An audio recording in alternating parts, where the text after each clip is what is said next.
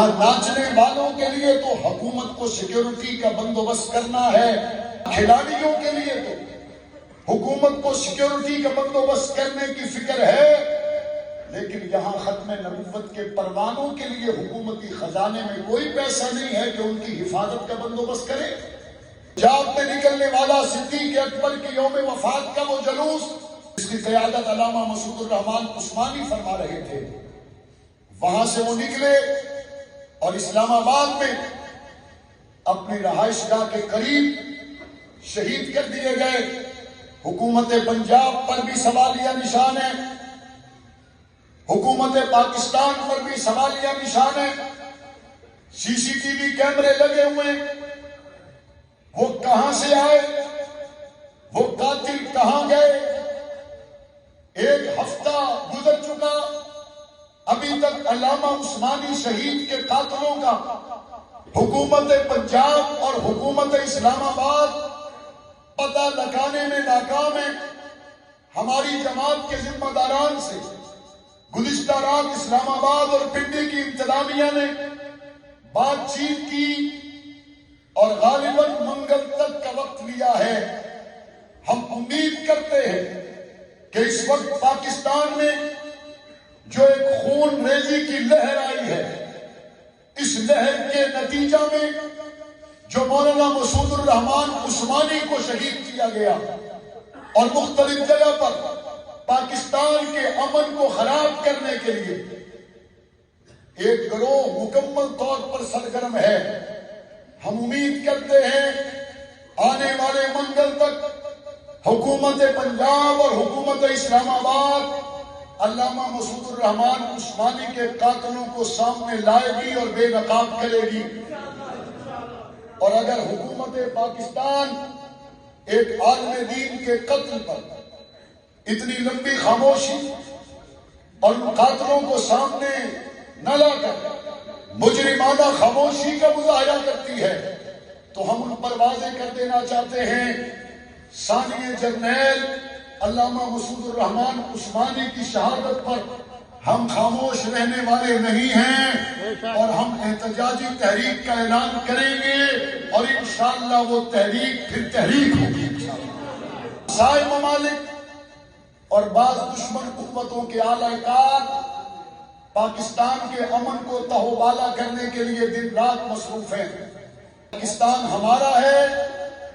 پاکستان میں قیام امن کے لیے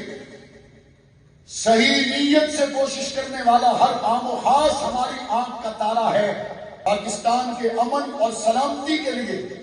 جہاں تک جانا پڑا ہم جائیں گے، لیکن پاکستان کے امن کو خراب کرنے والوں کا چہرہ حکومت کو چاہیے کہ وہ بے نقاب کریں تاکہ یہاں پر صورتحال مزید بدتر اور حکومت پر عدم اعتماد ہونے سے بچ سکے۔ کیا آپ اس مطالبے کی تائید کرتے ہیں؟ علامہ حق نواز جنگلی رحمت اللہ علیہ ارشاد فرمایا کرتے تھے، جب حالات ٹھیک ہوں تو تیری ضرورت کیا ہے؟ حالات ٹھیک ہوں تو آپ کی تو ضرورت ہی کوئی نہیں۔ ضرورت تو اس وقت ہے جب حالات کا سازگار ہو، ضرورت تو اس وقت ہے جب دریا مخالف سمت میں بہ رہا ہو، ضرورت تو اس وقت ہے جب کفر کی شیطنت کی آندھیاں چل رہی ہو، ضرورت تو اس وقت ہے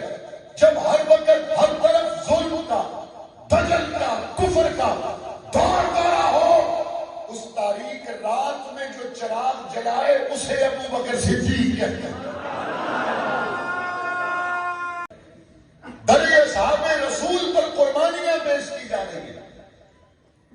در حقیقت سبق سیکھا ہے حضرات صحابہ کرام سے، در حقیقت یہ درس ملا ہے درسگاہ ابو بکر صدیق سے کہ جب محبت رسول میں صحابہ گرفتار ہو گئے، اب پورے زمانے سے وہ بیزار ہو گئے، جب در رسول پر حضور کے صحابہ آ گئے، اب ہر در سے ہر گھر سے نظروں کو ہٹا لیا،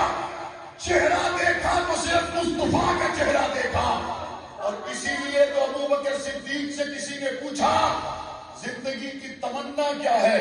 کہا ایک ہی تمنا ہے، آنکھ میری ہو چہرہ مصطفیٰ کا۔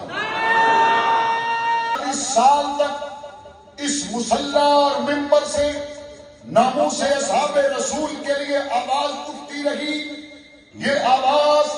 کفار کے لیے دہشت کی بات ہو سکتی ہے، لیکن غلامان اصحاب رسول کے لیے یہ امن کا مصلی ہے، یہ امن کا منبر ہے، یہ امن کا محراب ہے، یہ پیار کی بات ہے، یہ محبت کی بات ہے۔ اور اس سے زیادہ محبت کی بات اور کیا ہو سکتی ہے کہ صحابہ ہمارا ایمان اسی مصلی کی آواز ہے، اہل بیت ہمارا ایمان اسی مصلی کی آواز ہے، اور ملک ہمارا پاکستان اسی مصلی کی آواز ہے۔ ڈاکٹر عافیہ صدیقی کی رہائی کی بات بھی کریں گے، ہم اسرائیلی مصنوعات کا بائیکاٹ بھی کریں گے، ختم نبوت کے پھلیرے بھی لہرائیں گے، صحابہ اہل بیت کی محبت پہ گنگائیں گے، اور انشاءاللہ ثم انشاءاللہ نظام اسلام کی منزل تک پہنچ کر دم لیں گے۔